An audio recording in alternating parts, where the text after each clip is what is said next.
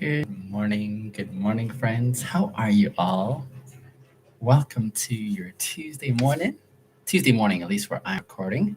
I know for some of you in different parts of the world, it's a different time zone. And so, from wherever you are listening, glad to have you joining in today. Today is Tuesday, November the 23rd, and we progressed towards the last month fairly quickly. But in the midst of our progression, here we are, spending another few moments to start our day off, and I'm grateful for your company and your deliberations as we dive into being a better version of ourselves today. I am a life recalibrator, recalibrating your past to rewrite your future. This is the episode where we focus on three key pillars on an ongoing basis. Number one, awareness. Number two, kindness. And number three, our happiness. Awareness of ourselves, who we are. Two, kindness in reference to showing it to ourselves first and foremost. I know most of us do fairly well at showing kindness to those around us and about us. But what does it look like to show kindness to ourselves in the midst of change over time? And of course, finally, happiness is a final theme. Happiness not to the exclusion of the other feelings or the other emotions, but in addition to. And this is one way that we think of it, by focusing on happiness as a really good one that we like to enjoy and experience, and yet working our way to it by giving the time and space to process all the other emotions along the way. So these are the three key pillars that make the foundation for the existence of this podcast. I usually go about it by covering a self-reflection question and assessing said question, and then answering the question, and looking for ways of implementing those three pillars as we answer said question. That's sort of the commitment and theme that we have on this podcast. I do this as a way of self-care for me primarily, so that I'm ongoing addressing how I'm evolving and getting to know what it means to be me in the midst of this life that I'm living. And I encourage you guys along in this journey as you join in and consider doing the same. Welcome to the Checkin In podcast, episode 102. So today's question we are answering is, what is the first thing you notice about a person? What's the first thing you notice about a person when you interact with them? What are the markers that are very important in your assessment of said individual? How do you go about actually thinking through and engaging with them? So that's what we're answering today. Harry, good morning. How are you? I am still signed up to do Uber. I'm definitely going to be back doing Uber. I have taken a break from doing Uber for some time here while I worked on some business plans that just didn't pan out. So I do plan on going back to drive for Uber in time. For the time being, however, I am not driving for Uber while I am looking for other work. So thanks for asking. Yes, good to have you here, Harry. The question again, what is the first thing you notice about a person? I think this is a really helpful question, because sometimes we sort of do things without knowing that we're doing them, right? We have certain expressions, we involve ourselves in certain ways when we're engaging that may not quite align with what our values are, should we be aware that we're actually doing it. So here's where the awareness piece comes in, that first pillar that says, oh, I never knew this about myself. I wonder why this is important, or I wonder why I focus in on this little specific area here, etc. And so, in reference to this question here, I think this is a helpful question that gets us aware, or becoming aware of the things that we do, and then considering, is that a really good thing for me to keep doing? Is this an okay thing for me to be exhibiting? Is this a way that reflects how I want to engage with others? This question does presume that we by nature are social beings who interact with others in community. And I think that is fairly true. I think most of us, if not all of us, in some sense do rely on that social component. Even the most introvertish of us, even the ones who do not like people at all, in some sense, I think, do need to develop some skills in interacting with other human beings. And in doing so, uh, a really helpful consideration is how are we connecting and engaging with said individuals? What are the things that we're observing as we engage and interact with said individuals? How do those um, interactions usually go? In a really helpful way or in a way that maybe uh, infused with challenges? So, what is the first thing you notice about a person? We do engage with people. Where do your eyes go first? What are your sensory perceptions emotionally? How is it that you feel when you're in the midst of some people versus other people? And what are some of those markers that they're giving that determine how you're going to respond? This is a really important question because I think there are some stereotypes in which most of us are guilty of playing into, whereby we are prone to reading a book by its cover. Another way of saying this is I think we base our judgment on someone on first impressions, usually on first impressions that stick, and those perceptions can be pretty difficult. Hello, how are you? Um, so, what does that look like when you're interacting and engaging with someone? What are those things that you're aware of first and foremost? When we assess these markers, as you think of the people who come into your life and the things that are important to you, you s- you start being able to be aware and saying, okay, this is a big deal for me, but is this necessary to be a big deal? Is this an important thing, or is there something else I should be considering in the midst of this way of engaging? I love this question because as you're growing in awareness of, oh, here's what I usually notice first, the next follow up is this a helpful thing? Is this a good thing? Is this something that I would be proud of and would want others to assess me on?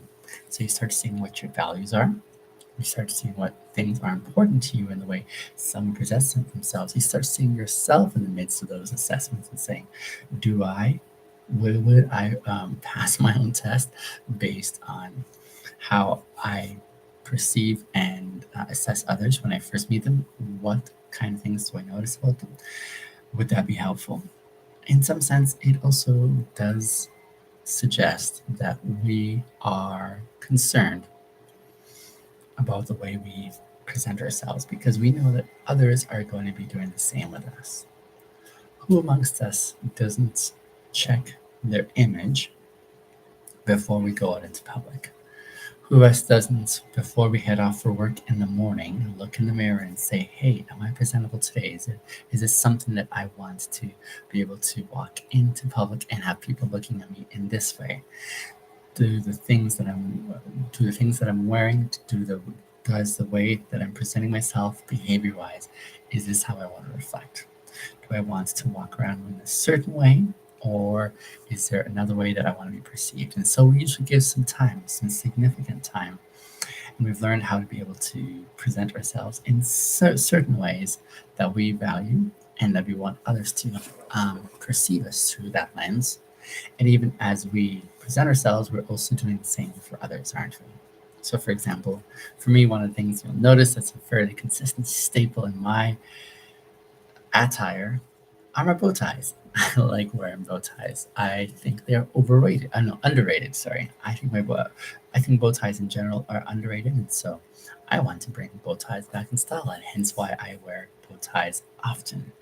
I enjoy wearing bow ties. It's something unique and and uncommon. And so, in wearing them, I know this is going to be the thing that a lot of people notice. Some people actually recognize me because of my bow tie. They're like, oh, there's the bow tie. He's wearing the bow tie. So that must be him, for example. So that's a really helpful thing. That's a fantastic way of how I want to make myself stand apart, stand out in a crowd. So, one of the things I think that people will first recognize about me is the way I dress. Some people will say, why are you all dressed up? Because they think being dressed up is only for certain occasions, not for everyday attire, unless you're working in that sort of a business dynamic. And so this is unusual for me to be dressed this way, and yet I know this is one of the things that people will notice about me. Some of the things that I know that people notice about me is my demeanor. I have a very open demeanor. I have a demeanor that people find accessible. And so they want to walk up and have a conversation with me. They want to get to know me. They want to interact with me because they perceive that I am friendly. I am not intimidating. And so these are some things that are really important for many people, right? And so that's another component there that is important for most people. Another thing that people will notice is that I can grow a fairly good beard. I know a lot of guys will notice this because they may struggle in this area. Thomas, good morning. How are you? Yes, for a lot of guys, they will notice the ability of one to grow their beard and be like, hey, that guy has that, right? So these are some things that people will notice that are really important, whether it is the physical dress that I'm wearing, um, the physical attire, I should say, the demeanor in which my personality is presented. These are some things that they're going to notice. For others, they're going to notice my voice. It's a very soft-spoken voice, and so that's the thing that stands out for them is listening and hearing how a person presents themselves through their voice. Perhaps the question is, what is the first thing you notice about a person? The first thing you notice about a person. Maybe it's the way they smell. Maybe they wear a certain cologne or a certain perfume, and you're like, I recognize this and I like this. Or, ooh, that's a little stronger. So I noticed that the first thing, right? Maybe it's that this individual perhaps puts on a little too much makeup. And so that's the, whoa, that's the observable first thing that you come across when you engage and interact with them. Perhaps it is something that you notice from far away, the way they walk, perhaps. Maybe they have a bit of a limp. Maybe they have something that is characteristically, uniquely theirs. And so that's the first thing you might notice about them. Maybe. What is the first thing you notice about a person? For me, I'm very aware of what I'm noticing about people because I also want to be aware of the biases that come with said observations. There are some observations that come across whereby we can write someone off. We can write someone off saying, I want to keep you at a distance. I want to keep you far away from me based on the things that I'm noticing first and foremost about you. This, of course, might be because of the things that they're dressed up in. It might intimidate you. It might make you feel uncomfortable. It might, in some sense, unsettle you. So, based on how you're perceiving visually the way that they are dressed, you might be tempted to say, I want to keep my distance and stay away from said individual. For others, it might be the language that they use, the kind of words that they're speaking. You might be saying, I observe this first off and I don't like what I'm hearing. Maybe it's the way their voice sounds. Maybe it is the words that they're using, the ideas that they're putting together that you're not a big fan of. And so that might be the first thing you notice. And you say, I'm going to keep my distance. Perhaps, like I said before, it is the way they smell. They come into the room and you're like, ooh, that's either too heavy perfume or maybe they should have had a shower, but they haven't had one for a while. And so they kind of have some body odor that isn't pleasant. And so that might be the first thing you notice. And as a result, you might say, I'm going to keep my distance. There are some observations that we notice in people that do the repelling factor, right? They sort of um, compel you to say, I'm going to keep my zone here and I'm going to avoid opportunities to have to engage and interact with this person. Recently, I was on the transit system here in the city, and there was this young guy, and he was in his own world, if I can say it that way. He was in his own world. He was listening. Hi, Ollie.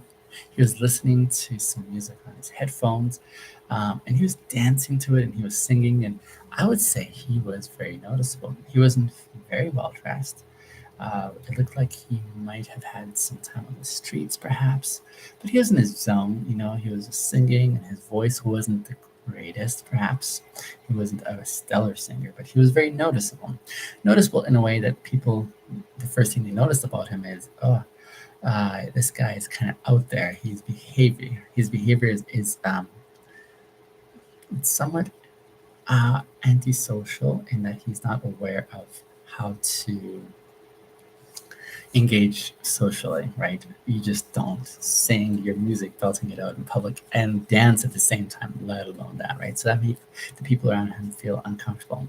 I enjoyed watching him. I was like, man, that guy's in his zone. I was smiling for him. I was like, I love his confidence.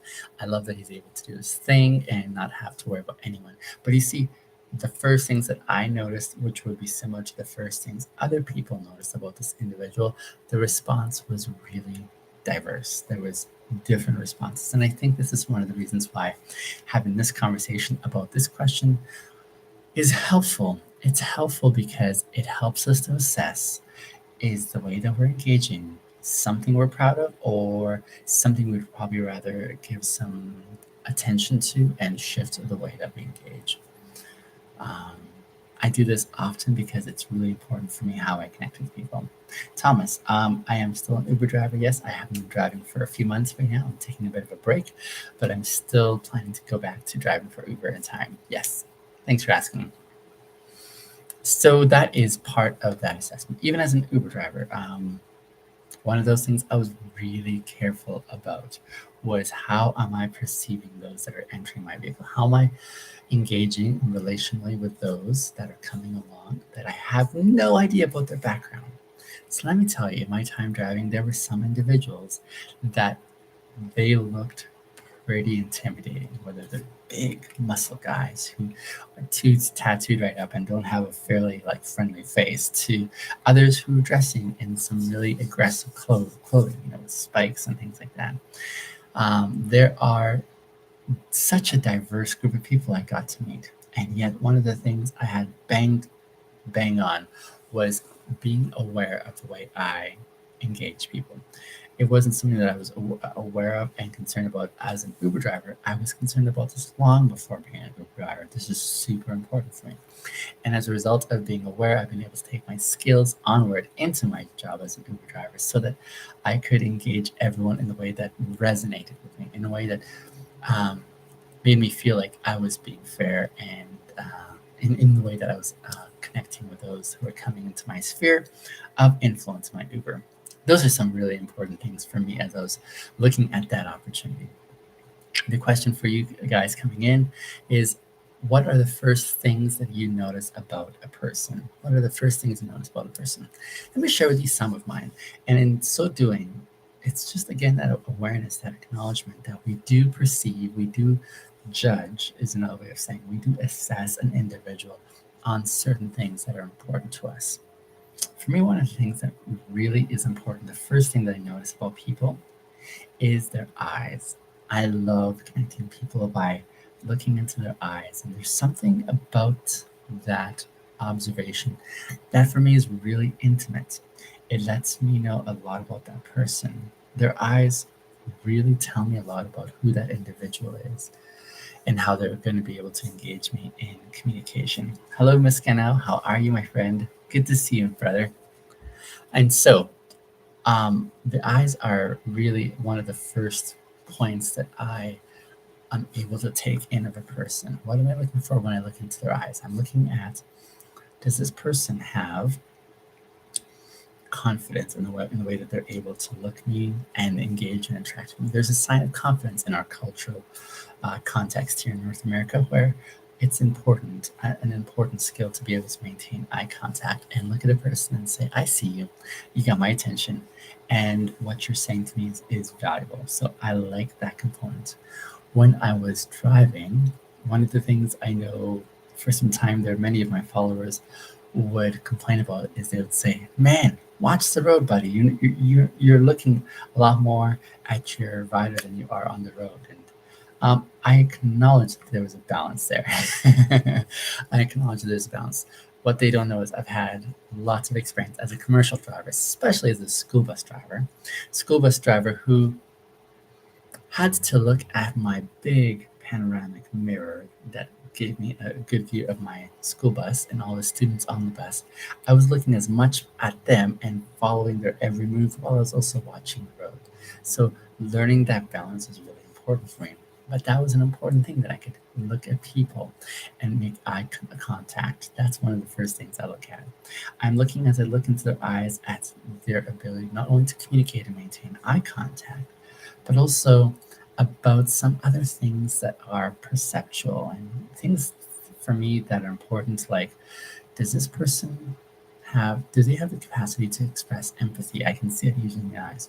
Or are they indifferent and cold in their demeanor and the way that they connect with people? Is there a way that they just want to pass people by because they don't really care? I can see that in the eyes when I interact with someone. Is the intentions, how are the intentions coming across, especially through the communication of their eyes. So the eyes are a really important part for me. When I notice a person, I want to see their eyes. It is true that if someone is wearing sunglasses, however, I have a much far more difficult time in assessing and saying, who is this person? If they're wearing sunglasses, I'm like, oh, this is tough.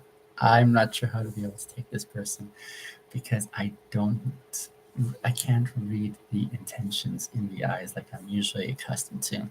So that's an important part for me, is being able to read the eyes and say, okay, there's a person. I can see them now. Here's what's important or valuable to them and how they're engaging. So that's a really important part, is having access to the eyes. So usually if I'm meeting a person for the first time and they're wearing sunglasses, I'll look for that awkward moments where I can ask, would you please remove your sunglasses so I can see your eyes, because that's how I'm going to recognize you. It is absolutely true that I'll most likely walk by my closest of friends on the street if they're wearing sunglasses, because I won't be able to recognize them. Because again, the eyes are so important for me. That's where I lock into first. I might notice everything else, but the most important thing for me is, can I connect with their eyes? Can I see their eyes and feel what it must be like to be this person because of the way that they're communicating through their eyes? That's an important part for me. It sounds somewhat like out there, but that is one of the things I notice first. I also notice the demeanor of a person. The demeanor of a person, meaning the way that they present themselves energetically.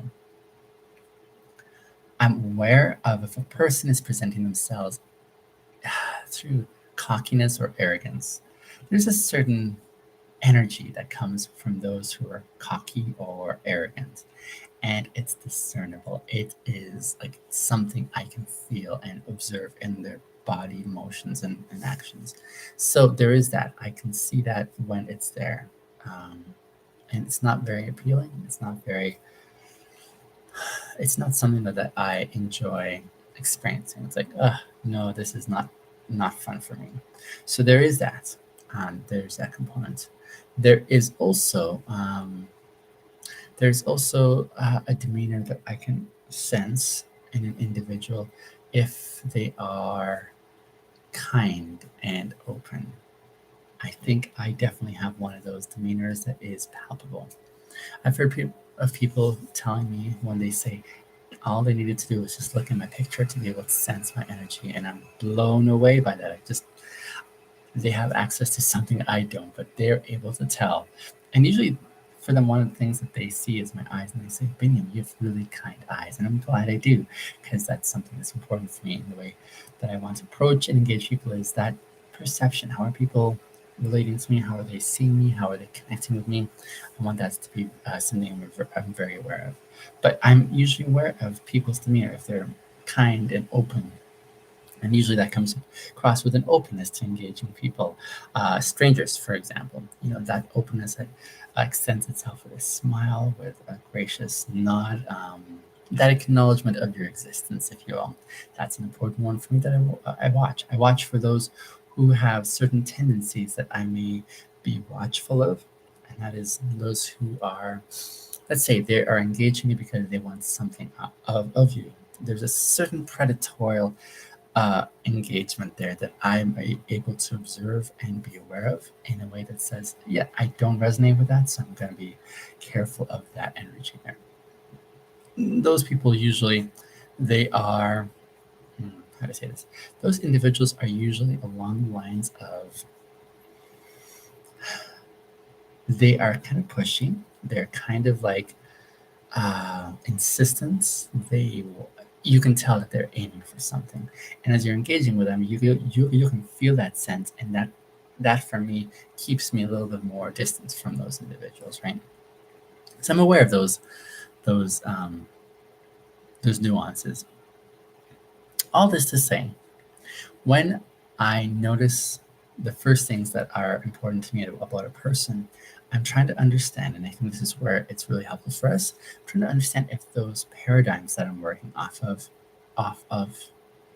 let's try that again. Those paradigms I'm working off of are legitimate or illegitimate. Legitimate in the sense that I'm okay with that this is important to me and that I'm judging this person based on this characteristic. Is that fair of me to be judging said person based on these observations, or is it actually um, um, is it lacking in grace in the way that I'm engaging with them? Are the destinations or conclusions that I'm arriving at based on those things I noticed first about a person, are they fair or are they unfair? Now, I mentioned a couple examples. For example, when I'm driving my Uber, it's very clear that when I engage people that way, I want to be open. I want to be aware of where they're coming from. Now, I can read their energy, yes, through the ways I've just said, by reading their eyes or reading their demeanor, and I can be fairly accurate often in the way that I perceive them, but it's not always the case. And so I always want to make space and giving this person the courtesy to be able to give me their own version of who they are in the way that I engage. So I could be wrong. So I always try to engage with an openness. I always try to see that individual as a blank slate. Blank slate meaning that I'm not going to try and let these first observations carry the day, but I'm going to try and proceed cautiously and carefully to say, how can I be fair with this individual even as I connect with them? That's really important for me. So as I do that, as I proceed this way in engaging them, I want to be cautious. I want to be cautious because I do want to also give them that space that says, "Hey, give me that courtesy to be who I am in the way that I want to be." So those intimidating individuals that most would say, I'm going to cross the other side of the street because they look scary. I don't want to do that when I engage with them because just because the way a person dresses doesn't mean that that's who they are. They may dress that way for a specific reason because they really I like that way of dressing. I want to make space for that. And I want to say, even though that's not the way I would dress, I still want to give them access to presenting themselves in the way that they feel is important. So I want to extend and communicate with them and find out if I can break some stereotypes. I love doing that. I love the people I've got to meet along the way who are super fantastic individuals, super fantastic because they have a side of them that no one really gave them the courtesy of showing when we make judgment calls at the outset and say this person is worth it or not worth it based on X, Y, and Z. So that's important to me. Is actually still going forward and connecting with these people and letting them confirm their own identity and what's important to them, just in the way that I engage and connect with them. That's an important thing for me. In the absence of which, I think I would be unfair to said individual. So the first things I notice about a person aren't necessarily the final destination or conclusion that I have of them, because they may be true or untrue. I may meet someone who seems to have kind eyes and a kind demeanor, and they may turn out to be a really difficult individual to get along with. Hey, K Money, Carmen, I was gonna guess. Good to see you again, my friend. So yes, it's important for me to be able to see that aspect in my reading of a person, that I could be definitely wrong in the way that I'm perceiving and assessing them, and that it is actually kinder for me to be able to give them their own voice by allowing them to speak and communicate and behave in the way that resonates with them. So I think this is really important for me going forward because it's the way I can actually give someone their identity back by saying, I see you for who you are and how you're presenting yourself. Friends, I will see you tomorrow on the next episode. Have a great Tuesday.